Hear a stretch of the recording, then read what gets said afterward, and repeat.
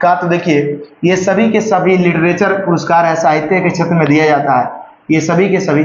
ऐसा नहीं है कि कोई सम्मान अगर आ जाता है व्यास सम्मान तो इसका मतलब गाना गाया होगा तब मिला होगा, ऐसा बिल्कुल नहीं है, ये सब लिटरेचर के लिए दिया जाता है। तो अगर हम बात करते हैं ज्ञानपीठ पुरस्कार का, तो इस बार देखिए जो 2023 का ज्ञानपीठ पुरस्कार मिला है, ये उर्दू कवि है गुलजार और उसके बाद राम भद्राचार्य, इन दो व्यक्ति को मिली है। तो उर्दू के लिए गुलजार हैं और राम भद्राचार्य हैं। तो आप इसको याद रखिएगा, ज्ञानपीठ पुरस्कार साहित्य के लिए मिला है किसी गुलजार को और राम भद्राचार्य को। तो इसको आप कैसे याद रखिएगा, इसको ऐसे याद रखिएगा कि जो रामचंद्र जी हैं वो ज्ञान का बहुत गुल खिलाए हैं, खिलाए कि नहीं खिलाए बताइए। अगर रामचंद्र जी के पास ज्ञान नहीं रहता तो इतने बड़े रावण को, उसके बाद अगर ज्ञान नहीं रहता तो ऐसे वैसे सिचुएशन को उन्होंने झेला और मानव जीवन उनको यह सूचना दिया कि एक अच्छे व्यक्तित्व का व्यक्ति मेरे तरह भी जी सकता है। तो राम जी ने क्या किया, राम ने ज्ञान का गुल खिलाया, क्या खिलाया, गुल खिलाया। तो आप देखो राम से आपका क्या हो जाएगा, यहाँ देखिए राम से आपका राम भट्टाचार्य हो जाएगा, किसका खिलाया, ज्ञान का ना था, ज्ञानपीठ पुरस्कार हो जाएगा। उसके बाद क्या खिलाया, गुल खिलाया, तो देखिए गुलजार आ जाएगा। तो गुलजार और राम को कौन सा पुरस्कार मिला, ज्ञानपीठ पुरस्कार मिला। आशा करते हैं आपको समझ में आया होगा। नेक्स्ट बात करते हैं हम आपका व्यास सम्मान का। तो व्यास सम्मान भी साहित्य के क्षेत्र में दिया जाने वाला पुरस्कार है। यह 2023 में किसको मिला है, ये पुष्पा भारती को मिला है। किसे मिला है, पुष्पा भारती को। और ये है इनका जो ये है, ये स्मरण यादें यादें यादें ये तो मिला है। तो इसको याद रखिएगा कैसे, आप याद रखिएगा कि जब आप स्कूल टाइम में पढ़ते रहे होंगे, स्कूल टाइम में पढ़ते रहेंगे तो जरूर पुष्पा नाम की लड़की आपके क्लास में रहेगी होगी। तो ये सब नाम है ना से एगो मिल ही जाता है, पूजा नाम की लड़की, ये सब मिलवे करी। तो आप याद रखिएगा। तो आपको याद है कि नहीं वो पुष्पा जो आपके क्लास में पढ़ती थी, तो याद रखिएगा आप ऐसे कि याद है तुम्हें पुष्पा। आप किसी को पूछे याद है तुमको पुष्पा की नहीं है याद, वो लड़की जो पढ़ती थी, तो पुष्पा क्या रखिएगा, यादें यादें यादें यादें यादें है याद पुष्पा। तो इसको डायरेक्ट ऐसे याद रखिए कि याद है तुम्हें वो पुष्पा जो हमारे साथ पढ़ा करती थी। इस तरह से याद है तुम्हें पुष्पा, इस तरह से। और पुष्पा क्या करती थी, पुष्पा बहुत ही गीत गाती थी, मतलब ब्यास थी, ऐसे याद रखिएगा। तो इसको याद रखिएगा, याद है तुम्हें पुष्पा। नहीं तो ऐसे याद रखिएगा, बाबू याद है पुष्पा था, बाबू से ब्यास और पुष्पा से क्या हो जाएगा, पुष्पा भारती। और याद से यादें यादें यादें नाम के स्मरण उसका है, इसीलिए उसको दिया गया यह सम्मान। नेक्स्ट बात करते हैं हम सरस्वती सम्मान का। यही आपका 2213 में आया था, बिहार दरोगा 2213 में सरस्वती सम्मान का। तो ये साहित्य के क्षेत्र में पुरस्कार दिया जाता है। ये प्रभा वर्मा को मिला है उपन्यास रौद्र सात्विकम के लिए। किसे मिला है, रौद्र सात्विकम के लिए। तो कभी कभी ये भी पूछ लिया जाता है कि हाल ही में जो सरस्वती सम्मान प्रभा वर्मा को मिला है 2023 का, वो किस उपन्यास के लिए मिला है, तो रौद्र सावित्य के लिए। तो ये भी आपको याद रखना होगा, समझे। तो इसको आप याद रखिएगा। इसको आप कैसे याद रखिएगा कि देखिए सरस्वती माँ को जब आप पूजा कीजिएगा तो प्रभावित होंगे कि नहीं होंगे। तो जब सरस्वती माँ को क्या कीजिएगा, पूजा कीजिएगा, तो आपसे क्या होंगे, प्रभावित होंगे। और जब वो प्रभावित होंगे तो आपको जॉब भी मिल जाएगा। अगर आप नहीं पढ़िएगा तो वही वो रौद्र रूप धारण कर लेंगे। क्या, कौन सा रूप धारण कर लेंगे, रौद्र रूप। तुम नहीं पढ़ता, तुमको नहीं देंगे नौकरी, भागो। तो इस हिसाब से आप सोचिए, तो रौद्र रूप धारण कर लेंगे आप नहीं पढ़िएगा। तो अगर आप खूब ज़्यादा पढ़िएगा तो आपसे माँ प्रभावित हो जाएंगे और उसके बाद क्या होगा, आपको जॉब लग जाएगा। तो आप समझिए सरस्वती सम्मान, अगर सरस्वती माँ का पूजा कीजिएगा तो क्या हो गया, पढ़िएगा तो आपसे प्रभावित होंगे। अगर आप नहीं पढ़िएगा तो कौन सा रूप धारण कर लेंगे, रौद्र रूप धारण कर लेंगे। तो इस तरह से आपको तीनों याद होता है। सरस्वती सम्मान किसे दिया गया है, प्रभावित होंगे तो प्रभा वर्मा। और कौन सा रूप, अगर नहीं पढ़िएगा तो रौद्र रूप धारण करेंगे, तो इसे रौद्र सात्विकम के लिए मिला है। आशा करते हैं आपको समझ में आया होगा। और जो हम बोलते हैं इसको आप कॉपी में लिख लीजिए, समझे, आपको याद रहेगा। नेक्स्ट अगर हम बात करते हैं दादा साहेब फाल्के पुरस्कार, यह फिल्म में 2023 का ये मिला है वहीदा रहमान को। और दादा साहेब फाल्के पुरस्कार की अगर हम बात करते हैं तो इसमें और सारी बातें हैं जो मैंने आपको नहीं लिया है, क्योंकि बोर्ड में इतना ही हटा था। तो इसको हम कभी अगले वीडियो में जोड़ देंगे, ऐड कर देंगे, जिससे कि आपको समझ में आ जाएगा। तो दादा साहेब फाल्के पुरस्कार के इस बार फिल्म की हम बात करते हैं तो ये वहीदा रहमान को जो है इसे मिला है। तो इसको आप डायरेक्ट ध्यान में रखिएगा। नेक्स्ट हम बात करते हैं बिहारी पुरस्कार। बिहारी पुरस्कार साहित्य के क्षेत्र में ये पुरस्कार दिया जाता है। ये माधव हड्डा को मिला है। पचरंग चोल पहाड़ सखीरे, समझे, पचरंग चोल पहाड़ सखीरे। तो देखिए इसको आप कैसे याद रखिएगा, इसको आप थोड़ा ऐसे ही याद रखिएगा। देखिए अगर हम कृष्ण भगवान की बात करते हैं, कृष्ण भगवान की, तो कृष्ण भगवान को माधव भी कहा जाता है। क्या कहा जाता है? माधव भी। और कृष्ण भगवान को बिहारी भी कहा जाता है कि नहीं? बिहारी भी कहा जाता है और क्या कहा जाता है? माधव भी। तो सिंपल बात है, बिहारी पुरस्कार किसको मिला? माधव, मतलब कृष्ण भगवान को मिला, माधव, याद रखिएगा। और आपको ऑप्शन से पकड़ा जाएगा। तो माधव हड्डा को मिला और पचरंग चौल सखी रे। और बताइए वो सखियों के बीच रहा करते थे कि नहीं रहा करते थे? माधव जो थे, जो बिहारी थे कृष्ण भगवान, ये क्या थे? सखियों के बीच खूब समय गुजारा करते थे। तब पचरंग चोल सखी रे, याद रखिएगा। इस तरह से आपको पूरा का पूरा याद रहेगा। कृष्ण भगवान को क्या कहा जाता है? बिहारी कहा जाता है। उन्हीं को माधव भी कहा जाता है। वो सखियों के बीच में ज़्यादा समय गुजारते थे, इसलिए ये बात क्या आप ध्यान में रखिएगा। नेक्स्ट हम बात करते हैं मूर्ति देवी पुरस्कार। मूर्ति देवी पुरस्कार की अगर हम बात करते हैं तो ये 2019 के लिए किसे दिया गया है? तो विश्वनाथ प्रसाद तिवारी को।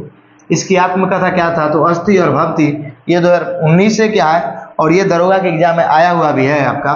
तो ये इंपॉर्टेंट भी है, नहीं भी है, क्योंकि बहुत 2019 पुराना हो गया, लेकिन पूछ भी सकता है क्योंकि लेटेस्ट यही है।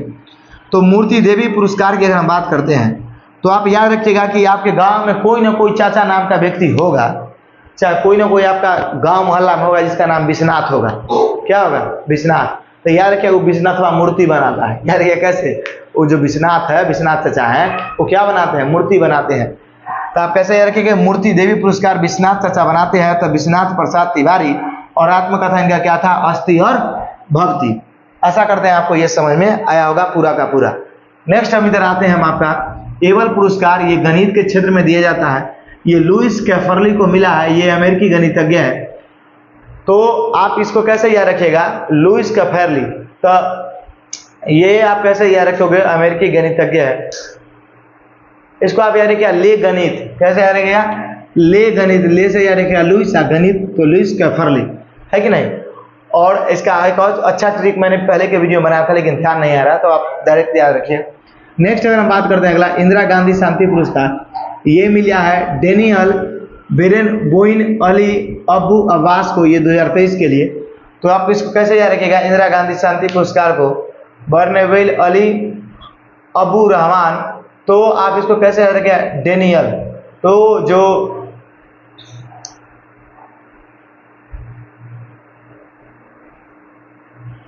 इसको याद रखिएगा डब्बा अब्बा, याद रखिएगा। क्या याद रखिएगा? इंदिरा गांधी शांति पुरस्कार जो मिला है डब्बा अब्बा को मिला है। इससे आपको पूरा नाम याद आ जाएगा। देखिए ड से डेनियल हो जाएगा, डेनियल। अब्बा से क्या हो जाएगा? अबू अब्बास। अब्बा से क्या हो जाएगा? अबू अब्बास। आइए बेरनाज बीच में आइएगा। तो डब्बा से क्या हो जाएगा? डब्बा से हो जाएगा डेनियल। अब्बा से क्या हो जाएगा? बेरनाज। अब्बा से क्या हो जाएगा? अली अबू रहमान। समझे समझे? तो इस तरह से आपको पूरा का पूरा याद हो जाएगा। डब्बा अब्बा याद रखिएगा। क्या रखिएगा? जो इंदिरा गांधी पुरस्कार मिला है वो डब्बा अब्बा को मिला है। डब्बे अब्बा में उसका पूरा नाम छुपा हुआ है। तो जब ये ऑप्शन आएगा तो ऑप्शन तो आप पकड़ ही लीजिएगा। तो इंदिरा गांधी जो पुरस्कार मिला है वो डब्बा अब्बा को मिला है। आशा करते हैं समझ में आया होगा। नेक्स्ट बात करते हैं यूनेस्को शांति पुरस्कार 2022 का। तो ये जर्मनी के पूर्व चांसलर एंजेला मार्केल को मिला है। ये 2213 के पीटी में आया हुआ था, समझे?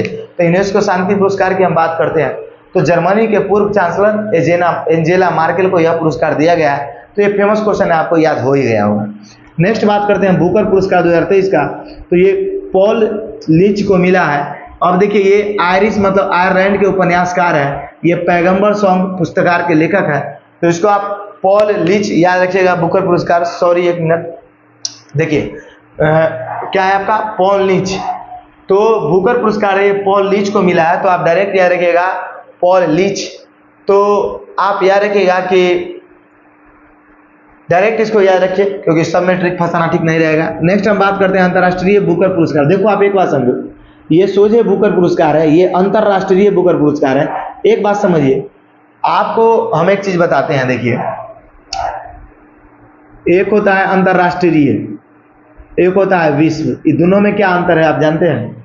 और एक होता है मतलब ब्रह्मांड। क्या होता है? ब्रह्मांड। इसका मतलब हम आपको बताते हैं। अंतर्राष्ट्रीय का मतलब होता है कुछ देशों को मिलाकर, जैसे टोटल 190 प्लस देश है और 200 के अंदर में देश है। तो अंतर्राष्ट्रीय देशों की अगर हम बात करते हैं तो अंतर्राष्ट्रीय का मतलब होता है 150 देशों में ऐसा नियम कानून है, मतलब 20-25 देशों में है, इसका मतलब वो अंतर्राष्ट्रीय बात हो गया। विश्व का मतलब हो गया मतलब 80 प्लस मतलब ज़्यादातर सभी देशों में, उसको मतलब हो गया विश्व।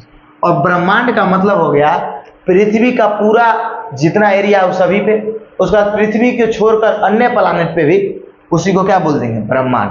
तो ऐसा करते हैं, आपको समझ में आ गया होगा। तो जब भी ब्रह्मांड की बात हो तो आपको वो समझना है, जब विश्व में किसी चीज का बात हो तो वो समझना है, और अंतर्राष्ट्रीय की बात हो तो इसका मतलब कुछ देशों में, ये नहीं कि पूरे देशों में, इसका अर्थ ये होता है। तो अगर हम बात करते हैं अंतर्राष्ट्रीय बुकर पुरस्कार की, तो ये किसे मिला है, तो ये मिला 2024 में जेनी एर्पेनबेक माइकल हाफमैन को। ये पुस्तक है आपका, इसका अब देखिए, अगर हम बात करते हैं तो क्रोस, इसका पुस्तक का नाम है क्रोस। तो अगर हम बात करते हैं जेनी एर्पेनबेक माइकल हाफमैन को, तो आप याद रखिएगा इसको मिला अंतर्राष्ट्रीय जो बुकर पुरस्कार है वो हाफमैन के आदमी को मिला है। हाफमैन तो आपको ऑप्शन में रहेगा ही रहेगा। तो किसको मिला है, मतलब अंतर्राष्ट्रीय जो बुकर पुरस्कार है, इसको डायरेक्ट आप इतना याद रखिए, वो हाफमैन है, जो जिसको मिला है ना अंतर्राष्ट्रीय बुकर पुरस्कार, वो हाफमैन आदमी है, मतलब दिमाग का पूरा नहीं, हाफमैन है, समझे। तो जेनी एर्पेनबेक माइकल हाफमैन, पूरा का पूरा तो ऑप्शन न देगा, नाम पूरा नाम देगा। तो हाफमैन आप याद रखिएगा, जो अंतर्राष्ट्रीय बुकर लिया है वो हाफमैन आदमी है, दिमाग का हाफ है, ऐसे याद रखिएगा। और बुकर पुरस्कार की बात करते हैं तो पॉल लीच। तो बुकर पुरस्कार किसे मिला है, तो जो लीची खाता है उसी को मिला है, पॉल लीच। नेक्स्ट बात करते हैं हम सुभाष चंद्र आपदा पुरस्कार, ये उड़ीसा राज्य को मिला है। किसको मिला है, सुभाष चंद्र जो आपदा पुरस्कार है ये किस राज्य को मिला है, तो उड़ीसा राज्य को। ये काफी इंपॉर्टेंट है, आपको ध्यान में रखना है। नेक्स्ट अगर हम बात करते हैं जल पुरस्कार किसे मिला 2022 में, तो ये मध्य प्रदेश को मिला है। जो जल पुरस्कार है किसे मिला है, मध्य प्रदेश को। और नेक्स्ट बात करते हैं मतलब जल जिला पुरस्कार किसे मिला, मतलब ये राज्य में किसे मिला है जल पुरस्कार, तो ये मध्य प्रदेश को मिला। लेकिन अगर आपसे पूछे जिला किसे मिला, तो गंजाम जिला उड़ीसा का है, इसे प्रथम नंबर पर मिला है। तो ये सभी के सभी आपको याद रखने हैं, क्योंकि ये बहुत इंपॉर्टेंट है। सुभाष चंद्र आपदा पुरस्कार मिला है उड़ीसा को, समझे। तो आप ऐसे याद रखिएगा, सुभाष चंद्र बोस ना आपदा में उड़ गए, ऐसे सुभाष चंद्र बोस क्या हुआ, आपदा में उड़ गया, सही में उड़ते हुए मरे, मतलब उनका निधन हो गया, और उनके बारे में अभी तक पता नहीं चला कि उनका निधन हुआ कैसे। तो उसी तरह से याद रखिए कि ऐसे भी जब वो एरोप्लेन पे गए थे तो उड़ते ही कहाँ चले गए पता नहीं चला। तो सुभाष चंद्र बोस आपदा पुरस्कार उड़ीसा में, समझे। तो सुभाष चंद्र बोस क्या हो, हवा में उड़ गए, ऐसे याद रखिएगा। तो सुभाष चंद्र बोस उड़ से क्या हो जाएगा, उड़ीसा। जल पुरस्कार क्या हो जाएगा आपका, मध्य प्रदेश राज्य में, जिला में गंजाम जिला उड़ीसा हो जाएगा। आशा करते हैं आपको ये समझ में आया होगा। तो हमने जितना भी करंट अफेयर्स को लिया है, इसमें से एक भी दरोगा के पॉइंट ऑफ व्यू से आप छांट नहीं सकते कि सर ये इंपॉर्टेंट नहीं है कि नहीं, ऐसा आप बिल्कुल सोचना ही नहीं है। ये सभी के सभी इंपॉर्टेंट प्रश्न हैं और आपको ध्यान में रखने हैं। तो आप इसका एक बार स्क्रीनशॉट ले लीजिए। तो आशा करते हैं कि आपको ये क्लास अच्छा लगा होगा, आपको कितना समझ में आया ये जरूर हमको बताइएगा, और हम आपसे फिर से मिलते हैं अगली क्लास में। तब तक के लिए जय हिंद, जय भारत।